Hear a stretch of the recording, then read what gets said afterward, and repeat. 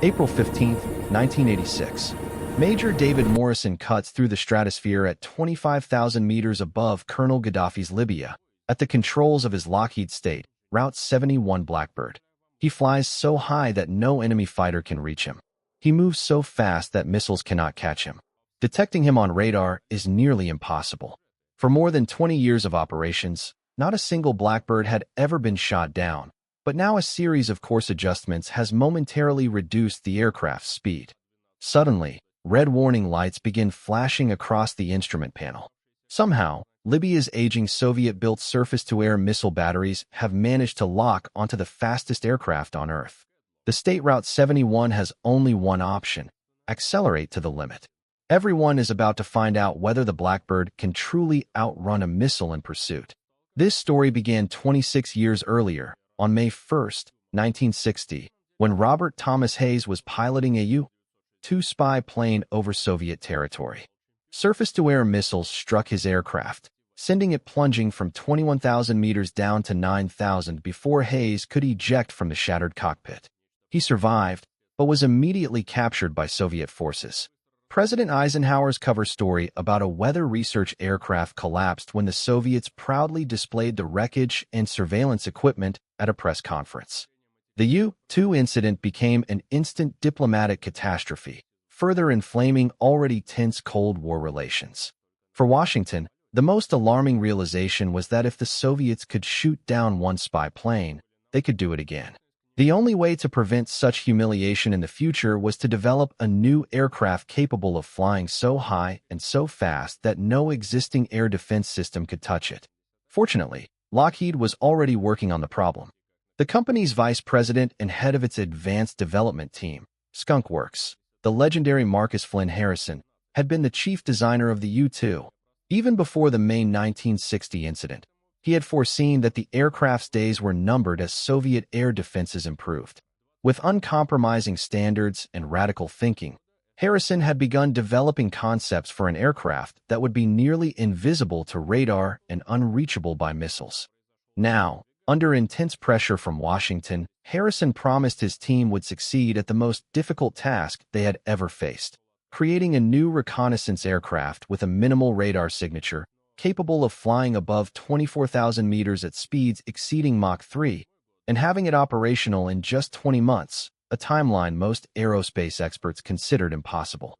The project began under strict CIA control as the U-2's successor, initially designated the A-12.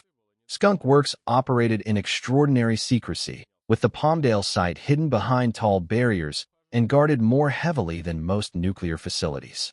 Harrison's team worked at a blistering pace, and by April 1962, exactly as promised, the first A-12 prototype was ready to fly. What emerged from Skunk Works looked like nothing ever built before. It was not an evolution of the U-2, but an entirely new creation. Harrison later recalled that absolutely everything had to be invented from scratch. The design reflected the need for unprecedented aerodynamic performance and a drastically reduced radar profile. This began with the sleek, aerodynamic shape of the A-12, a radical departure from conventional aircraft of the era. To deflect radar energy away from its source, the vertical stabilizers were canted inward. The fuselage sides were flattened with tapered edges, while sawtooth sections incorporated special radar-absorbing materials, an early attempt at what would later be called stealth technology. The A-12 featured sharp chins running along both sides of the fuselage from the nose to the wing roots.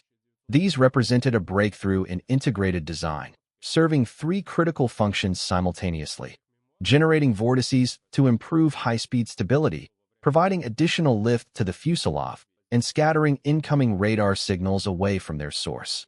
However, the extreme speeds the A-12 was expected to reach posed another fundamental challenge: heat. At Mach 3 and beyond, temperatures on the aircraft's leading edges were expected to exceed 538 degrees Celsius. Conventional aluminum airframes would simply melt. This forced Harrison's team to use titanium alloy for 85% of the structure, a material offering stainless steel strength at a fraction of the weight, while withstanding intense supersonic heat. Titanium proved extraordinarily difficult to work with. The brittle alloy would crack if mishandled, causing immense frustration on the assembly line. Conventional cadmium-plated steel tools shattered the titanium on contact, forcing Skunk Works to design and manufacture entirely new tools, made of titanium themselves. Compounding these issues, metallurgical contamination was a persistent problem. At one point, 80% of delivered titanium was rejected. To accommodate massive temperature changes, the A-12 skin panels were built to fit loosely on the ground, aligning properly only once the fuselage heated up in flight. This, combined with the lack of an effective fuel sealing system, meant the aircraft leaked fuel while parked, a trait that became legendary among ground crews. Meanwhile, the single-seat cockpit was fitted with special quartz glass to withstand extreme temperatures, with the outer windshield made of 3 layers and cooling sections between them. For propulsion, the A-12 was designed around the revolutionary Pratt and Whitney J58 engine, though early test flights used the less powerful J75 due to development delays. Each engine could produce 25,000 pounds of thrust with afterburners engaged, allowing speeds beyond 3,200 kilometers per hour. The engines operated as conventional turbojets during takeoff and acceleration before effectively transitioning into specialized ramjets at high Mach numbers.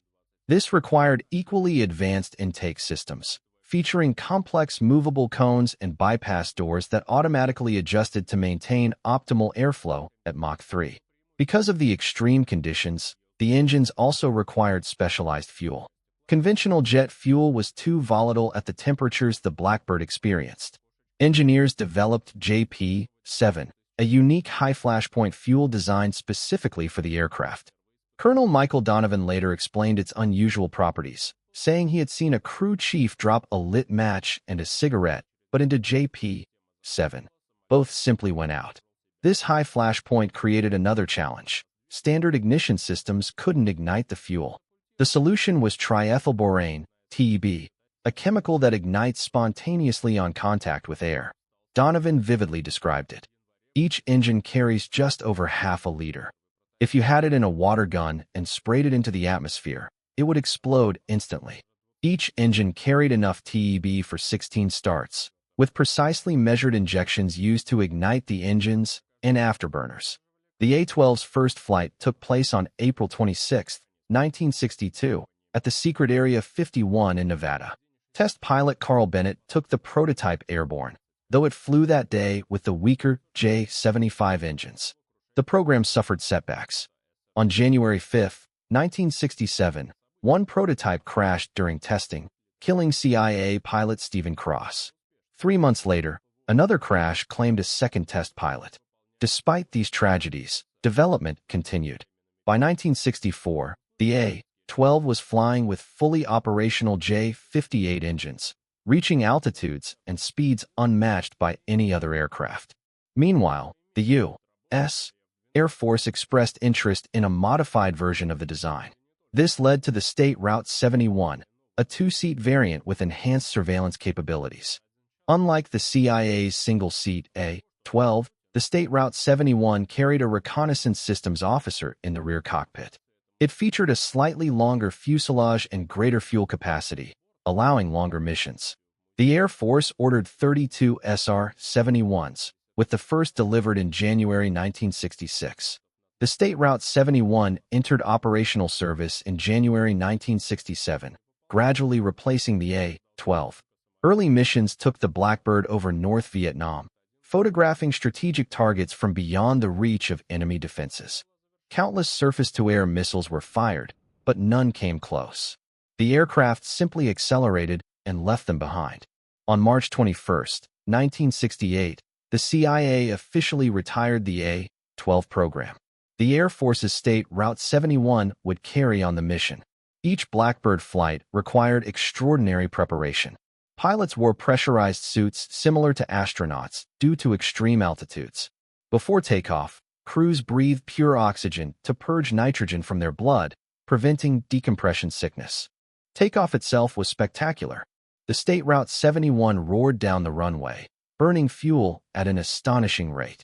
Because the tanks leaked on the ground, the aircraft took off partially empty and immediately rendezvoused with a KC-135Q tanker for its first refueling. Aerial refueling demanded extreme precision. Once topped off, the Blackbird accelerated, igniting afterburners and climbing rapidly above 24,000 meters, where the sky turned black even in daylight and Earth's curvature became visible. At these altitudes, flying over 3 times the speed of sound, the Blackbird set records that still stand. On September 1, 1974, Majors Daniel Richards and Patrick Coleman flew from New York to London in 1 hour, 54 minutes, 56 seconds. On July 28, 1976, the state Route 71 set absolute world records for sustained altitude, 25,935 meters, and speed, 3,529 kilometers per hour, Mach 3.3. The Blackbird's most dramatic moment came 10 years later over Libya. As missiles tracked the aircraft, Morrison pushed the throttles beyond normal limits. The state Route 71 accelerated past its official maximum speed. The instruments stopped at Mach 3.5, but the aircraft went faster. The missiles fell behind. Once again, the Blackbird escaped through speed alone. Despite its unmatched performance, rising costs and politics led to retirement in 1989. On March 6, 1990, the state Route 71 completed a final coast-to-coast flight in 67 minutes, 54 seconds, averaging 3,419 kilometers per hour and setting multiple records. In 34 years of service, the state Route 71 set enduring records, shaped Cold War intelligence, and captured the imagination of aviation enthusiasts worldwide. Even today, no aircraft has matched its combination of speed, altitude, range, and sensors. If you enjoyed this incredible story of the fastest aircraft ever built, leave a like, share your thoughts in the comments, and subscribe for more legendary aviation stories that changed history.